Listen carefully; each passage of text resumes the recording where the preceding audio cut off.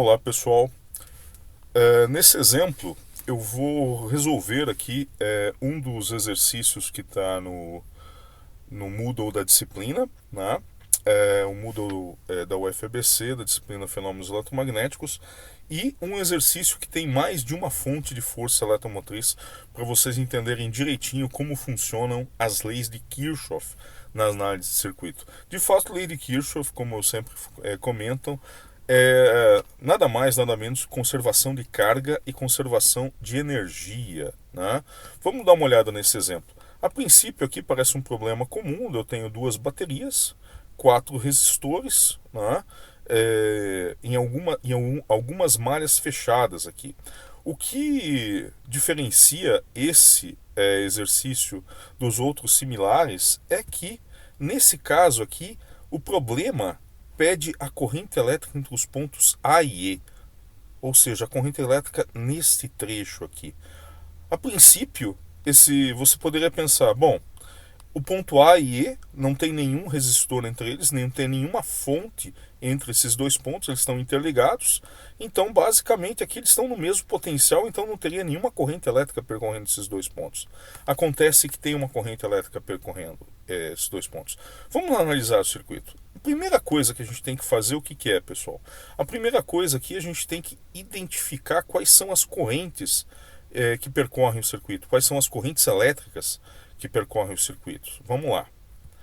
Aqui eu chamei de I1, a corrente nesse trecho, que passa pelo resistor R, I2, que passa pelo resistor 2R, I3 pelo 3R, I4 pelo 4R, né? E a corrente que passa entre os pontos A e E, que é a pergunta do problema, eu chamei simplesmente de I. O que é a primeira coisa que a gente tem que fazer quando encara um circuito como esse, né? Lembrar das leis de conservação. Depois de você desenhar as correntes aqui, dar nome para elas, né? I1, I2, I3, I4 e I, o próximo passo é você analisar as leis de conservação. E alguns podem perguntar, pô, mas o sentido das correntes, como eu sei? De fato, aqui eu simplesmente suponho que o sentido é esse. Se no final o sentido for contrário, a resposta vai me dar um valor negativo, significando que a corrente, ao invés de fluir nesse sentido, está no sentido oposto. Vamos lá, a primeira lei de conservação que a gente tem que chamar aí para nossa ajuda aí a entender esse problema é conservação de carga. Quando a gente fala em conservação de carga, né, a gente tem que analisar todos os pontos onde tem junção de fios aqui. Aqui o ponto C, o ponto A e o ponto E. Né?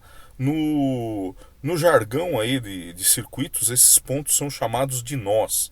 Então a gente tem que analisar o que acontece no nó C, no nó A e no nó E. Tá? Bem, no nó C o que acontece? Nós temos duas correntes entrando, I1 e I2, e duas correntes saindo desse ponto, que é I3 e I4. Logo, a soma de tudo que entra, né, é igual à soma de tudo que sai. Né? Ou seja, I1 mais I2 tem que ser igual a I3 mais I4. O que acontece no ponto A? Bem, no ponto A, nós temos o seguinte, nós temos a corrente I4 saindo, I4 entrando no ponto A, e saindo do ponto A nós temos I1 e a corrente I, que é a corrente que interessa o problema. Então, se você for ver, tudo que entra é igual a tudo que sai. I4, então, tem que ser igual a I1 mais a corrente I. E no ponto E? No ponto E, no nó E, né, nós temos duas correntes entrando, I3 e I, e uma corrente saindo, a corrente I2. Né? Então, a gente escreve dessa forma. Né? Então, aqui nós temos I mais I3 igual a corrente I2. Muito bem. Isso é tudo que a conservação de carga pode dizer para a gente. Conservação de carga é chamada nos livros de lei dos nós. Né? É simplesmente conservação de carga. Né? Depois de analisar a conservação de carga, o que a gente precisa analisar aqui é conservação de energia. Olhe para esse circuito aqui. Quantas malhas esse circuito tem? Né? Quantas malhas fechadas? Eu tenho uma malha fechada, 2, 3, 4 malhas fechadas. posso inventar aqui uma quinta malha fechada e uma sexta malha fechada. Preciso analisar tudo isso? Não. Vamos analisar algumas dessas malhas para ver quantas equações a gente encontra, né? As malhas mais simples aqui são a malha, que é o retângulo, a malha A, B, C, D, E, A. Resolvi colocar malha retângulo para não ficar falando A, B, C, D, E e A novamente. A gente vai analisar essa malha aqui que vai do ponto A até o ponto C e volta para o a malha que sai do ponto E, vai para o D, para o C e volta novamente para o E, e essa malha aqui que eu não tenho nenhuma fonte de força eletromotriz, essa malha triangular aqui, que tem o resistor 3R e 4R. Então vamos lá, pessoal. Malha retangular. Se eu partir do ponto A, analisando no sentido horário, a primeira coisa que eu tenho aqui é uma bateria, uma fonte de força eletromotriz. Então eu tenho que epsilon, aqui eu tenho epsilon, aqui eu tenho uma queda, no resistor R eu tenho uma queda, que é igual ao que? R vezes I1, né? Quando eu passo para o resistor 2R, acontece uma coisa interessante aqui. Vejam que eu estou analisando, né, no sentido, o sentido de análise é importante. Eu estou analisando no sentido horário, então eu estou analisando no sentido contrário à corrente 2. Então, ao invés de escrever menos 2R e 2, que seria a queda de potencial aqui em 2R, no resistor 2R, o que eu faço? Eu coloco um sinal positivo. Por quê? Porque a corrente está contra o meu sentido de análise. Tá certo? Bom, vamos lá. Depois do resistor 2R, a gente tem uma fonte. Veja que essa fonte aqui, epsilon, está empurrando a corrente nesse sentido. A 2epsilon está empurrando no sentido contrário. E no sentido contrário à nossa análise. Então, ao invés de somar 2epsilon aqui, a gente subtrai esse 2epsilon. E aí chega novamente, aqui, entre E e A não tem nenhuma queda, nem aumento de potencial. Então, andei a malha completa, o resultado é igual a zero. Vamos para essa malha aqui agora, né, que eu coloquei como esse triângulozinho aqui. Nessa malha, a gente começa do ponto A. Então, temos um aumento de potencial epsilon, uma queda de potencial R1, e aqui também uma queda de potencial 4R vezes I4. E chegamos novamente à fonte. Então, dei uma volta completa, o resultado é igual a zero. Vamos agora para essa outra malha aqui, né, que eu desenhei como esse símbolozinho aqui. Muito bem. Nessa outra malha, vamos começar aqui agora no ponto E e analisar no sentido da corrente I2. Tá? Então, saio do ponto E, passo pela fonte, ganhei 2epsilon de potencial. Passo pelo resistor 2R. Veja agora que o meu sentido de análise, estou fazendo a análise nesse sentido aqui. Ó. O sentido de análise é o mesmo sentido da corrente 2. Então eu coloco o sinal negativo aqui de queda de potencial. Menos 2R vezes I2. E, fechando a malha, eu passo pelo resistor R3, mas aqui está passando uma corrente I3. Né? E aí volto no ponto inicial, balanço igual a zero. Potencial que eu ganhei, eu perdi no resistor 2R e no resistor 3R. Vamos agora à última malha, a malha mais esquisita desse exercício. Né? Então vamos lá.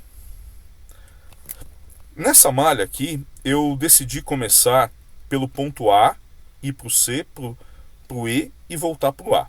Quando eu faço isso, meu sentido de análise está no sentido horário. Então a corrente I4 está contra o meu sentido de análise. Então, ao invés de colocar menos 4R I4, eu tenho mais 4R vezes I4. Quando eu passo pelo 3R, a corrente aqui está no sentido de análise. Então eu tenho uma queda de potencial menos 3R vezes I3. E aqui, entre E e A, eu não tenho nada, tenho só um fio, mas não tenho nenhuma queda de potencial. Então, eu tenho só esses dois elementos, 4R vezes I4, e menos 3R vezes I3. E chego novamente no ponto A, igual a zero. Perceba o seguinte aqui. Bom, nós podemos ainda analisar essa malha fechada aqui, esse Eu acho que o nome dessa figura é losango. E esse outro losango aqui. Mas não é necessário, porque a gente já tem um conjunto mínimo de equações para a gente analisar o problema, né? Veja que, de fato, nós temos 5 incógnitas.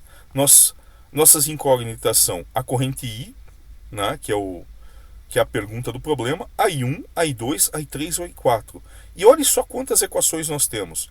Com conservação de carga, nós achamos 3 equações. E com conservação de energia, nós encontramos 4 equações. Então, nós temos, de fato, 7 equações e 5 incógnitas, né?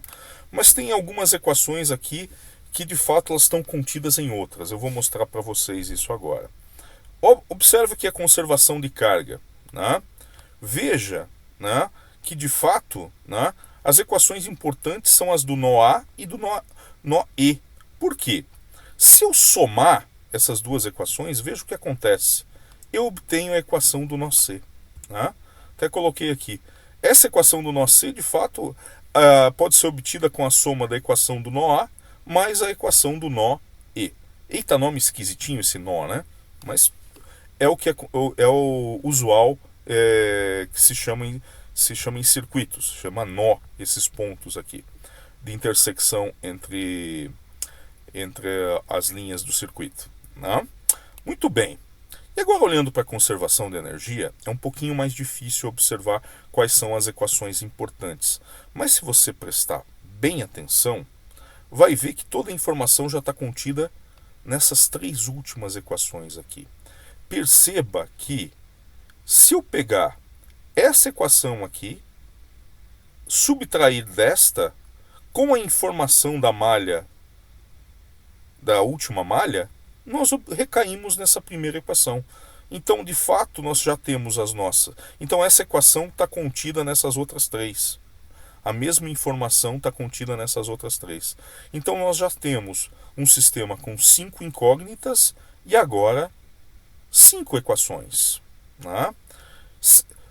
A física do problema está aqui na conservação de carga e na conservação de energia, né?